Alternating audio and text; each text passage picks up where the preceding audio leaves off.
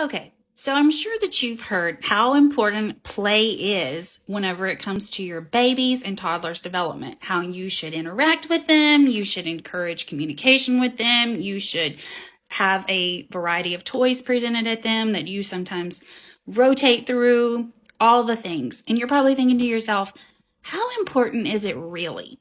Hi, friends. My name is Megan Pivoto, and I am the SLP next door. I love empowering parents, providers, and educators on increasing communication in babies, toddlers, and preschoolers. There are actually 6 stages of play that your baby and toddler will progress through as they develop in those early years. I'm going to go over them individually in separate videos, but for this video, we're just going to briefly go through all of them at once. First up is unoccupied play that occurs between birth and 3 months old. During this time, babies are going to make a lot of movement with their arms, legs, and, all the things. They're just going to move around. They're going to stretch. They're going to do all of those adorable newborn things that babies do. Sometimes unoccupied play is actually lumped into the next category, which is solitary play. Solitary play occurs from birth to 2 years old. This is what happens whenever babies and toddlers play by themselves and don't really care about the others in the room.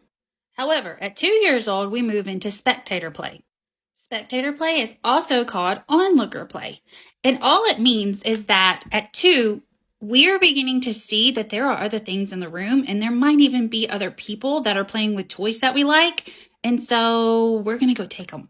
We're not going to play with the other kids. We're just going to take their toys and use it for ourselves. At this stage of the game, parallel play is also happening in that toddlers can sit next to one another and complete an activity, but they're not completing the activity together.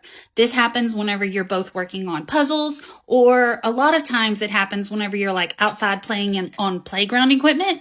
Everybody's using the same playground equipment, but we're not really talking to each other. You turn 3, you begin to associate with others, otherwise known as associative play. Toddlers will begin to interact with one another, and they might even share. The last stage of developmental play is called cooperative play.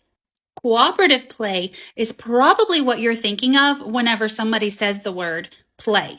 Preschoolers and children and school children will participate in turn-taking activities. They are invested in one another. They care about the other person. They acknowledge them in the room. They'll take conversational turns.